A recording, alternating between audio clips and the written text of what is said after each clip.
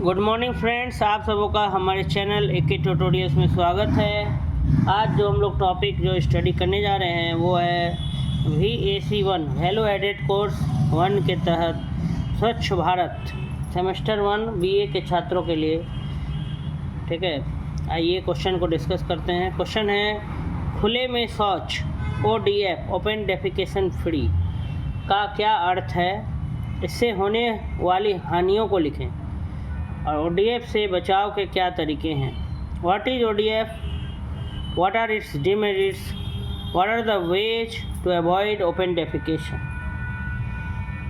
खुले में शौच से कैसे हम मुक्ति पा सकते हैं, ODF है क्या, जिसके डिमेरिट्स क्या क्या हैं। तो ये पहला हमारा आइए इसके उत्तर को हम लोग स्टडी करते हैं। खुले में शौच करने का अर्थ माने खुले में पैखाना करना। खुले में शौच करने का मतलब खुले में पैखाना करना। खेतों में खुले में शौच करने का अर्थ है खेतों में, वनों में, झाड़ियों में या जलाशयों के आसपास, ठीक है, या अन्य खुले स्थानों में शौच करना। ठीक है, खेतों में, जंगल में, झाड़ी में या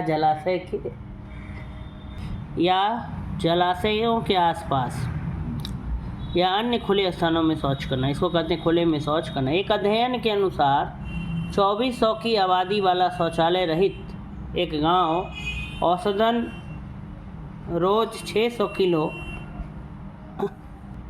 मानव मल तैयार करता है। कह रहा है कि मान लीजिए कि एक स्टडी किया गया, अध्ययन किया गया, उसमें ये माना गया कि 2400 की आबादी है। मान लीजिए 2400 लोग रहते हैं, कोई एक गांव है जहाँ पर शौचालय नहीं, पैखाना नहीं है और सभी लोग खुले में शौच जाते हैं सुबह में, खेतों में, वनों में, झाड़ियों में या कोई पानी का स्रोत नदी किनारे या झरना किनारे, पोखर किनारे, तालाब किनारे जाते हैं। तो कह रहा है कि उस गांव में औसतन एक एवरेज माना जा रहा है कि 600 kg मानव मल, ह्यूमन का जो पैखाना है, लेट्रिन, वो पैदा होता है।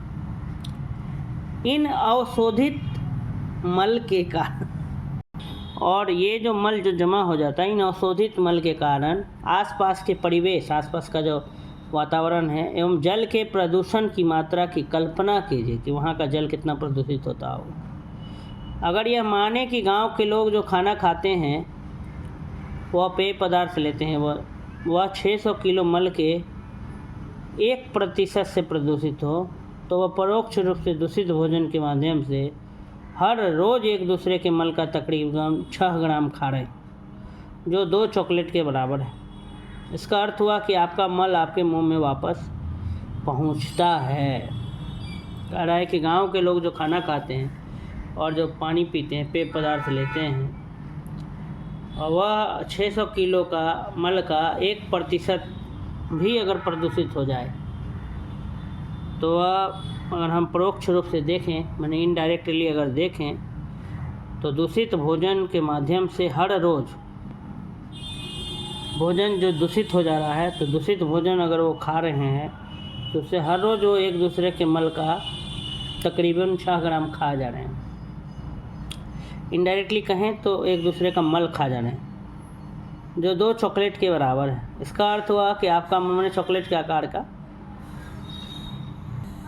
इसका अर्थ हुआ कि आपका मल आपके मुंह में वापस पहुंचता है। अधिकतर ग्रामीण क्षेत्रों में और कुछ शहरी क्षेत्रों में स्वच्छता से जुड़ी सबसे बड़ी समस्या खुले में शौच की। अधिकतर गांव के क्षेत्र में और कुछ शहरी क्षेत्र में भी स्वच्छता से जुड़ी सबसे बड़ी समस्या खुले में शौच की है। गाँव के लगभग 65% लोग खुले में क्या करते हैं, शौच करते हैं, खुले में पैखाना करते हैं, जिसकी वजह से मानव मल, तो कह रहा है गाँव के लगभग 65% लोग खुले में शौच करते हैं, जिसकी वजह से मानव मल पर्यावरण को प्रदूषित करता है। गांव के लगभग 65% लोग, मतलब 100 में से 65 लोग जो हैं वो खुले में शौच जाते हैं, और जिसकी वजह से मानव मल, इंसान का जो पैखाना है, वो पर्यावरण को क्या करता है, प्रदूषित करता है। ग्रामीण परिवेश में जो लोग गांव में रहते हैं मानव मल से ग्रामीण रोगों के कीटाणु होते हैं, ग्रामीण रोगों के कीटाणु होते हैं जिससे बीमारियां फैलती। ग्रामीण परिवेश में मानव मल से ग्रामीण समुदाय का स्वास्थ्य प्रतिकूल रूप से प्रभावित होता है। और मानव मल से जो गांव का जो वातावरण है, जो परिवेश है, वो पूरा बुरे तरीके से प्रतिकूल रूप से क्या होता है, प्रभावित होता है। उससे गांव वासियों का जो स्वास्थ्य है वो प्रभावित होता है। ठीक है। मानव मल में भारी संख्या में विभिन्न रोगों के कीटाणु होते हैं। इंसान जो पैखाना करता है तो उसमें बहुत सारे कीटाणु होते हैं जिससे बीमारियां फैलती हैं। मानव तंत्र तक भोजन में कीटाणुओं का प्रवेश, इंसान का जो बॉडी है, ह्यूमन बॉडी, उसमें आखिर कीटाणु कैसे प्रवेश करते हैं, तो वो निम्न माध्यम से होता है। उसके 3-5 तरीके यहाँ बताए गए हैं जिसके द्वारा जो है भोजन आपका क्या हो जाता है, दूषित हो जाता है। मानव मल से सीधे आपके मुंह तक जो है गंदगी जो है पहुँच जाता है। वो कैसे, तो देखिए, पहला है मक्खियों द्वारा। पहला क्या है, मक्खियों द्वारा। दूसरा है मनुष्यों के पैरों व हाथों द्वारा। तीसरा है पालतू जानवरों द्वारा। चौथा है हवा द्वारा। और पांचवा है जल स्रोतों का संक्रमण, वाटर सोर्स। लोग जो है वहाँ पर जाके अपना मल करने के बाद अपने शरीर को धो लेते हैं उसी नदी में, पोखर में, तो उससे भी जल भी जो है वो भी खराब होता है। तो ये जो है कुछ माध्यम है जिससे भोजन में कीटाणु जो है वो प्रवेश कर जाते हैं। मक्खी द्वारा, मनुष्यों के पैरों व हाथों द्वारा, पालतू जानवरों द्वारा, हवा द्वारा और जल स्रोतों का संक्रमण। अधिकतर समाज मानव मल को जो है नुकसान रहित मानता है। अधिकतर जो समाज है वो ये सोचता है कि इंसान का पैखाना से जो है कुछ नुकसान नहीं होगा, क्योंकि उनको पता नहीं है कि मल का सही निपटान न होने से क्या क्या नुकसान है। मल को बाहर खुले में फेंकने तथा उसका उचित तरह से निपटान न करने का चलन है। बहुत माता पिता जो है अपने बच्चे का पैखाना को जो है इधर उधर फेंक देते हैं। मल को बाहर खुले में फेंकने और उसका उचित तरह से निपटान न करने का जो है चलन है। कई माता पिता तक बच्चों एवं शिशुओं के मल को साफ करने के बाद, बहुत माता पिता जो है अपने बच्चों का लेटरिन साफ करने के बाद तो पढ़ा रहे को अधिकतर कई माता पिता, देखो यहाँ पर नहीं लिखा है तब ना बोलोगे, कई माता पिता तक बच्चों एवं शिशुओं के मल को साफ करने के बाद अपना हाथ साबुन से नहीं धोते हैं। जबकि 1 ग्राम जो मानव मल है उसमें बहुत सारे तत्व पाए जाते हैं। 1 करोड़ वायरस, 10 लाख बैक्टीरिया, 1000 परजीवी फूटी अंडाणु और 100 परजीवी अंडे।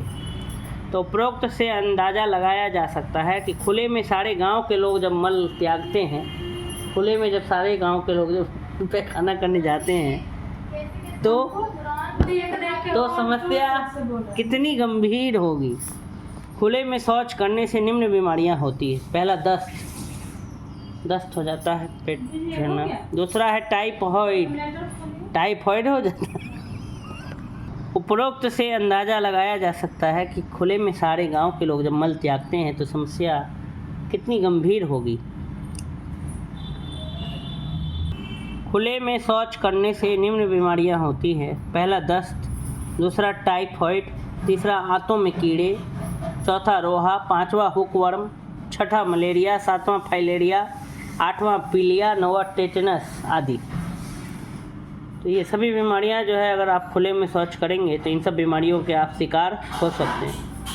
दस्त, टाइफॉइड, आंतों में कीड़े, रोहा, हुकवर्म, मलेरिया, फाइलेरिया, पीलिया और टेटनस। खुले में शौच न करने से, अगर हम खुले में शौच नहीं करें तो शौच जो है मौखिक मार्ग से जुड़े रोगों की क्या होती है, रोकथाम होती है एवं सामुदायिक स्वास्थ्य में योगदान होता है, जिसके कारण महिलाओं को बहुत लाभ भी होता है। अगर खुले में शौच महिलाएं न जाएं तो महिलाओं को भी एक अलग प्रकार का खुले में शौच न करने से शौच मौखिक मार्ग से जुड़े रोगों की रोकथाम होती है एवं सामुदायिक स्वास्थ्य में योगदान होता है, जिसके कारण महिलाओं का निम्न लाभ होता है। पहला बिंदु है महिलाओं का आत्मसम्मान आत्मसम्मान बढ़ता है, निजता, ठीक है, उसकी प्राइवेसी बनी हुई रहती है एवं सुरक्षा होती है। महिलाएं अगर खुले में शौच जाएंगी तो उनको परेशानी का सामना करना पड़ सकता है।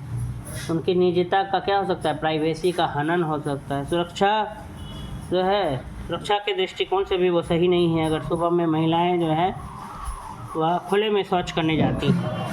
महिलाओं एवं लड़कियों पर यौन हिंसा की संभावना कम हो जाती है अगर वे खुले में शौच नहीं जाएं तो उन पे यौन हिंसा कम होगी।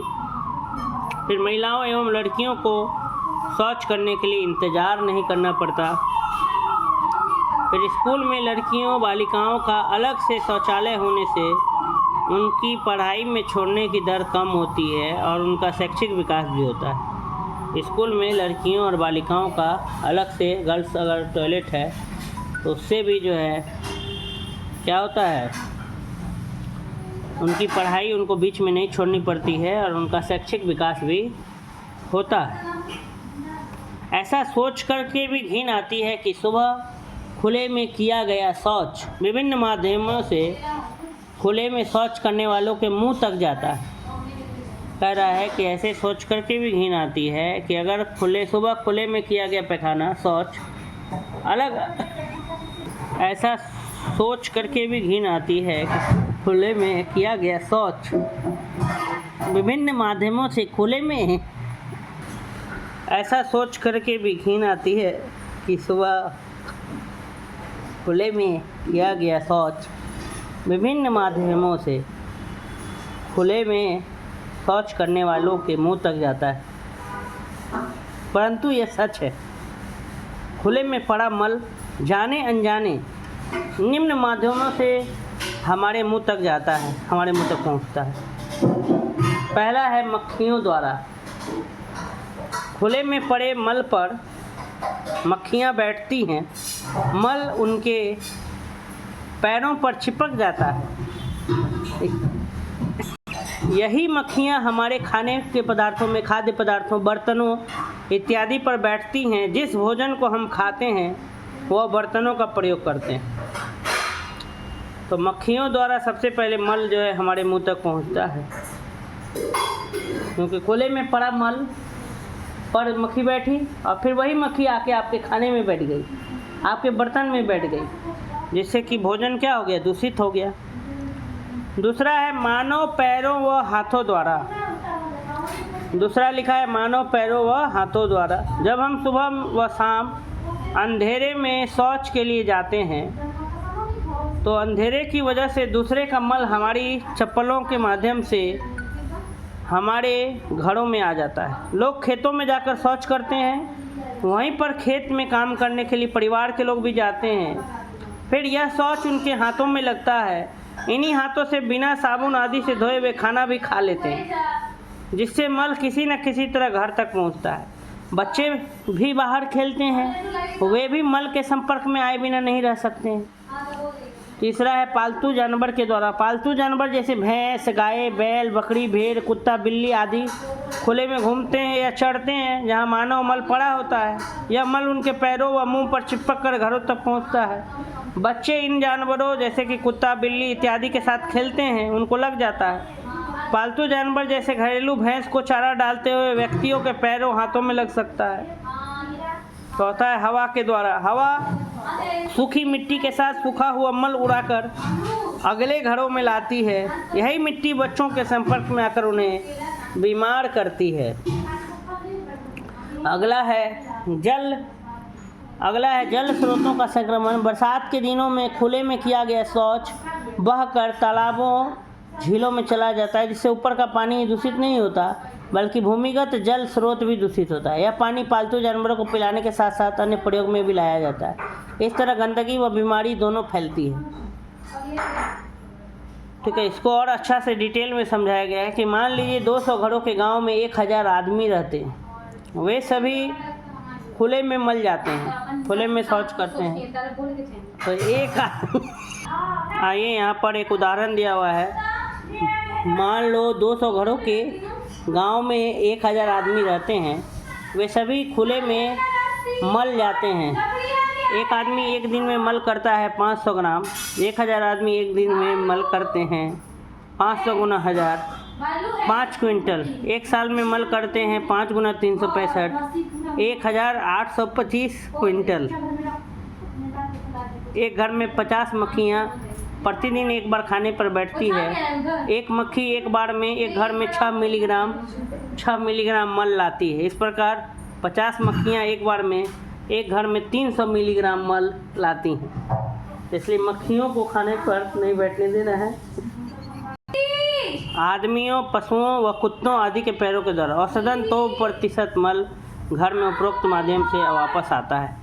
हवा द्वारा औसतन 1% मल हवा द्वारा घर में वापस आता है। सामान्यतः लोग गांव के जोहर में पखाना साफ करते हैं। वह वहीं पानी पशुओं को नहलाने, पिलाने व कपड़े धोने में प्रयोग कर लेते हैं। गांव में जो छोटा छोटा पोखर तालाब होता है उसी में लोग जो है मल त्यागने के बाद अपनी सफाई करने के लिए जाते हैं। फिर उसी में जो है जानवरों को नहला देते हैं और कपड़े भी धो लेते हैं। इससे जो है गंदगी फैल जाती है।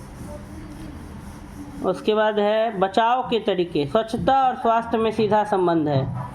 अगर हमारी व्यक्तिगत एवं सामुदायिक स्वच्छता है तो हमारा स्वास्थ्य भी सही रहेगा। अगर व्यक्ति स्वस्थ है तो ही समृद्धि भी करता है। स्वस्थ रहने से उसका बीमारी पर होने वाला खर्च तो बचेगा ही, व्यय तो बचेगा ही, साथ ही उसकी कार्य करने की क्षमता भी बढ़ेगी, जिसके कारण वह समृद्ध होगा, समाज समृद्ध होगा और अंततः देश समृद्ध होगा। तो इसलिए नीचे कुछ ध्यान रखने योग्य बातें हैं कि क्या करें और क्या ना करें। तो क्या करें में लिखा है कि घर में शौचालय बनवाएं और उसका सभी इस्तेमाल करें। और क्या न करें में लिखा है खुले में शौच न करें। फिर लिखा है शौच करने के बाद खाना बनाने व खाने से पहले व बच्चे का भी लेटरिन साफ़ करने से पहले मल का निपटान करने से बाद साबुन से हाथ जरूर धोएं। फिर साबुन से हाथ धोए बिना कभी भी खाना न खाएं। बच्चे को खुले में शौच न कराकर शौचालय में ही बच्चों को भी लेटरिन कराएं। अब बच्चों को मल को बाहर खुले में कभी भी न फेंकें। तो इन सब बातों को अगर हम ध्यान देंगे तो हमारा भोजन जो है वो दूषित नहीं होगा। तो इस तरीके से हम जो टॉपिक पढ़ रहे थे खुले में शौच और इससे होने वाली हानियाँ और इसके बचाव के तरीके, तो ये हमने पढ़ लिया कि ओपन डेफिकेशन क्या होता है, खुले में शौच करना, और उससे क्या क्या नुकसान है। तो इस प्रकार से ये टॉपिक यहीं पर हमारा समाप्त होता है। धन्यवाद।